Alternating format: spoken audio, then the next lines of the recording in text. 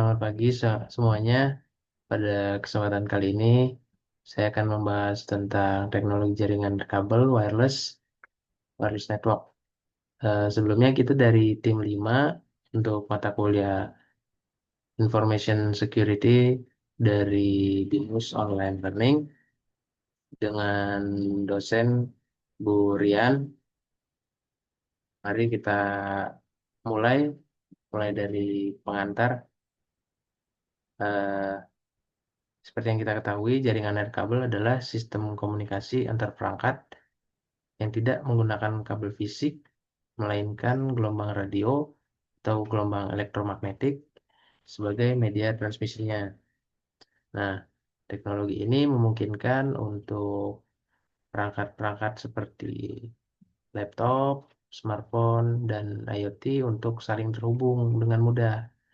Maka itu eh, dengan jaringan wireless inilah jadi perangkat tersebut itu bisa saling terkoneksi. Nah, contoh penerapannya adalah yang sering kita jumpai itu seperti WiFi yang ada di kantor, yang ada di coffee shop misalkan, atau yang ada di rumah. Lalu juga ada Bluetooth, ada juga jaringan seluler, dan juga ada hotspot. Nah, lalu kita berangkat ke sejarah perkembangan teknologi nirkabel. eh, itu sudah berkembang selama lebih dari 1 abad. Khususnya dimulai pada tahun 1896. Seorang insinyur berkebangsaan Italia bernama Guglielmo Marconi menemukan penemuan bernama telegraf nirkabel. Yang inilah menjadi cikal bakal komunikasi tanpa kabel. Nah, lalu berkembang kemudian pada tahun 1960 menjadi teknologi paket data, eh, menjadi teknologi yang bernama teknologi paket data. Dan itu menjadi dasar bagi komunikasi digital modern. Hingga di tahun 80-an muncul telepon nirkabel dan pager yang menandai era komunikasi personal. Sementara pada tahun 2000-an lahir teknologi Wi-Fi yang kita tahu standarisasinya 802.11 ya, dan WiMAX 802.16 yang memungkinkan koneksi internet cepat dan luas. Dan seiring berjalannya waktu, jaringan nirkabel terus berevolusi menjadi semakin cepat, stabil, dan efisien. Lalu di sini adalah klasifikasi dari jaringan-jaringan berdasarkan cakupan. Jaringan nirkabel berdasarkan range cakupannya ya. Yang pertama adalah WPAN. Di sini WPAN ini jaraknya sangat pendek ya, sekitar 10 meter. Contohnya adalah Bluetooth dan infrared. Yang kedua adalah wireless local area network. Ini mencakup area satu gedung ya, atau kampus. Ini yang kita sering pakai lah di sehari-hari itu WiFi namanya. Lalu ada WiMAN, ada Wireless Metropolitan Area Network. Ini dalam area perkotaan, contohnya WiMAX. Lalu ada WiWAN, Wireless Wide Area Network, mencakup area yang sangat luas, seperti jaringan 4G dan 5G. Nah, di sini pembagian ini kita menjadi paham untuk skala dan karakteristik setiap teknologi wireless. Lalu ada jenis-jenis arsitektur jaringan nirkabel ya. Di sini ada yang kita tahu ada ad hoc dan juga infrastruktur network. Nah, kalau ad hoc itu adalah komunikasi langsung antar perangkat tanpa menggunakan akses point. Kelebihannya sederhana dan cepat dibentuk. Kekurangannya, jangkauan pendek dan koneksi tidak stabil. Lalu untuk infrastruktur network ini adalah jaringan yang menggunakan akses point atau router sebagai pusat komunikasinya. Kelebihannya jangkauan lebih luas dan pengelolaan koneksi tentunya akan lebih baik ya. Seperti contohnya yaitu WiFi di kampus atau di kantor dengan menggunakan mode infrastruktur. Lalu terkait evolusi jaringan seluler, di sini mulainya dari 1G sampai kepada 5G. 1G itu adalah berupa jaringan analog yang hanya mendukung komunikasi suara. Sementara ada 2G yang kita pernah gunakan sebelumnya, GSM digital ya, mulai mendukung pesan teks seperti SMS, dan juga kecepatannya 9,6 kilobyte per second. Lalu ada juga 3G yang mendukung kecepatan internet ya pada saat itu. 4G yang terakhir kita pakai sekarang ini menghadirkan kecepatan di atas 100 Mbps untuk streaming video dan memutar musik dengan cara streaming ya. Itu sering kita gunakan. Lalu 5G yang di atasnya 4G saat ini dan lumayan banyak juga sudah digunakan itu menghadirkan kecepatan sekitar 1 gigabyte per second dan itu lumayan tinggi ya untuk ukuran jaringan seluler. Dan selanjutnya ada standar WiFi di sini yang kita tahu dari diciptakan oleh IEE itu dengan standarisasi 802.11.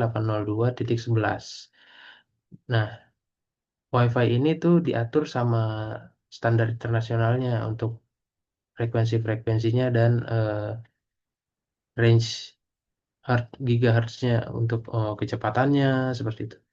Nah, yang paling sering kita gunakan itu 802.11a. Di situ ada 5 GHz dengan kecepatan 54 Mbps. Sementara yang 802.11b itu mencapai 11 Mbps saja.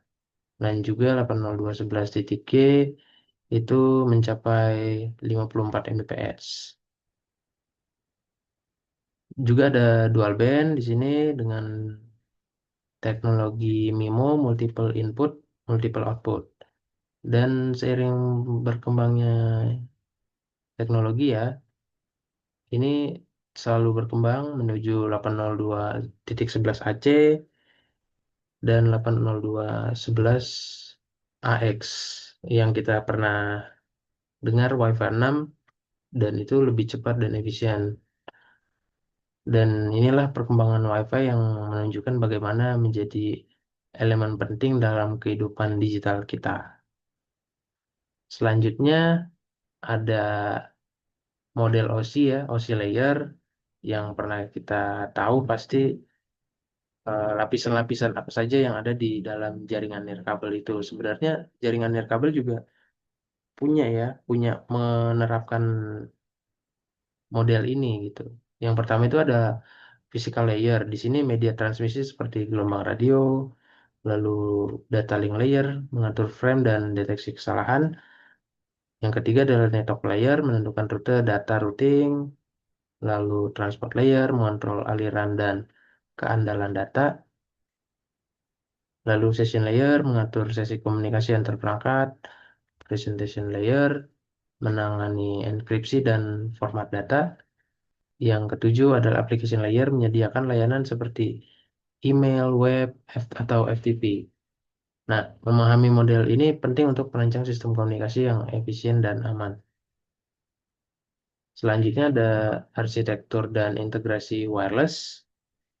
Nah, dalam konteks arsitektur jaringan ini, wireless itu terbagi menjadi beberapa skala. Salah satunya adalah PAN yang berjarak 10 meter, itu yang kita tahu tadi, Bluetooth dan infrared ya. Lalu ada LAN dengan jarak 100 meter, seperti WiFi di rumah atau kantor. Lalu ada WAN itu yang jaraknya antar kota atau antar negara, yang menggunakan jaringan seluler atau 5G, 4G gitu. Nah, semua jaringan ini terintegrasi melalui internet backbone, menciptakan konektivitas global untuk menjadi dasar dari era Internet of Things, di mana semua perangkat dapat saling terhubung dan bertukar data. Pada slide ini, eh, perangkat-perangkat apa saja yang ada di wireless, yang menggunakan bergantung pada koneksi nirkabel atau wireless. Itu ada smartphone, telepon web, ada PDA, ada pager dua arah, ada perangkat IoT seperti kamera, keamanan smartwatch, dan sensor-sensor lain. Ada juga laptop dan komputer dengan menggunakan modul Wi-Fi. Nah, semua perangkat ini menunjukkan bahwa teknologi wireless telah menjadi bagian dari kehidupan sehari-hari.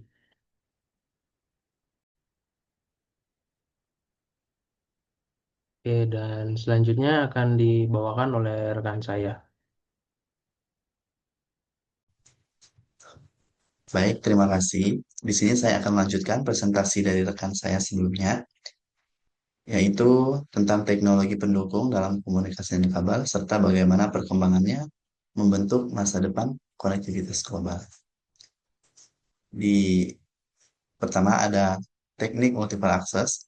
Agar banyak pengguna bisa berbagi satu kanal komunikasi secara bersamaan, digunakan beberapa teknik utama seperti FDMA atau Frequency Division Multiple Access. Setiap pengguna dapat frekuensi tersendiri. Kemudian ada TDMA atau Time Division Multiple Access. Pengguna berbagi frekuensi yang sama, tapi bergantian sesuai waktu yang sudah dijadwalkan. Kemudian ada CDMA atau Code Division Multiple Access. Semua pengguna dapat mengakses kanal secara bersamaan, dibedakan oleh kode unik masing-masing. Kemudian yang kedua ada modulasi YM dan VM. Modulasi digunakan untuk menyisipkan informasi ke dalam sinyal agar bisa dikirim dan diterima dengan baik. Yang pertama ada IM atau Amplitude Modulation, mengubah amplitudo signal pembawa. Yang kedua ada VM, Frequency Modulation, mengubah frekuensi sinyal pembawa. Kedua jenis modulasi ini menjadi dasar dari proses komunikasi nirkabel yang kita gunakan setiap hari. Di Selanjutnya ada teknologi nirkabel WLAN atau dan Bluetooth dan Wi-Fi 6. WLAN atau Wi-Fi IEEE 802.11 koneksi internet tanpa kabel di area lokal seperti rumah dan kantor. Kemudian ada Bluetooth, komunikasi jarak dekat antar perangkat, misalnya seperti headset, mouse, atau ponsel. Kemudian ada Wi-Fi 6, generasi terbaru Wi-Fi dengan kecepatan lebih tinggi, efisiensi energi lebih baik, dan tetap stabil walau banyak perangkat terhubung. Cocok seperti untuk smart home, kampus, dan kantor modern. Kemudian di slide selanjutnya ada keamanan jaringan wireless. Agar jaringan tetap aman, ada beberapa protokol keamanan yang digunakan seperti WiFi yang lemah dan mudah diretas, dan ada WPA lebih baik tapi masih punya celah. Kemudian ada WPA 2 standar umum saat ini dengan inskripsi EIS. Kemudian ada VPN 3 versi terbaru lebih kuat terhadap berbagai serangan. Mungkin ada ancaman yang umum terjadi di antara lain seperti DOS atau DDoS untuk menonaktifkan jaringan. Kemudian ada spoofing menyamar jadi perangkat lain untuk mencuri akses. Kemudian ada eavesdropping penyadapan data. Sebagai solusinya, gunakan enkripsi agar data tidak mudah dibaca dan gunakan digital signature untuk menjamin keaslian data dan pasang firewall untuk menyaring lalu lintas berbahaya. Kemudian di slide selanjutnya ada teknologi WiMAX. WiMAX adalah teknologi broadband nirkabel berkecepatan tinggi dengan jangkauan luas mencapai hingga 50 km berjang bekerja pada frekuensi 10 sampai dengan 66 GHz. Biasanya digunakan di daerah pedesaan atau sebagai jaringan cadangan saat jaringan utama terganggu.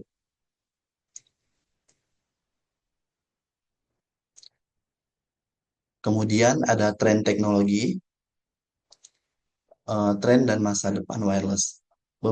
Beberapa tren besar yang sedang berkembang yaitu integrasi 4G, 5G, IoT, dan cloud. Semua perangkat terhubung secara real-time dan saling bertukar data. Kemudian ada smart city dan autonomous system, kota yang dikelola dengan sensor dan data. Contohnya kendaraan tanpa sopir dan sistem transportasi otomatis. Kemudian ada AI untuk optimasi jaringan, kecerdasan buatan atau AI digunakan untuk menganalisis lalu lintas dengan jaringan dan mengatur sumber daya secara otomatis agar efisien. Kemudian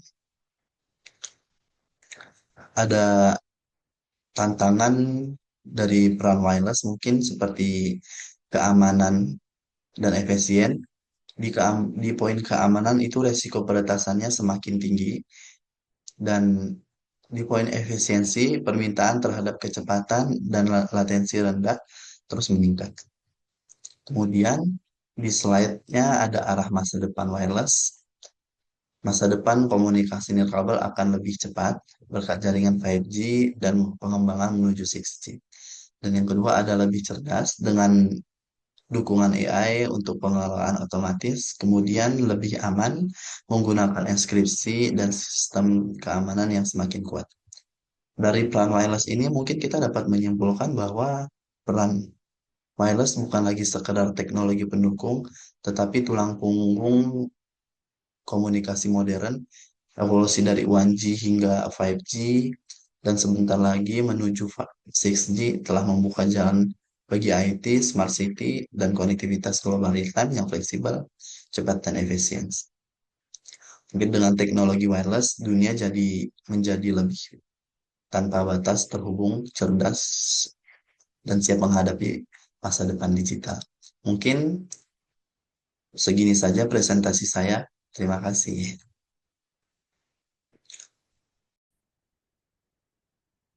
Ya, di sini kami juga menggunakan beberapa sumber referensi sebagai bahan pembelajaran.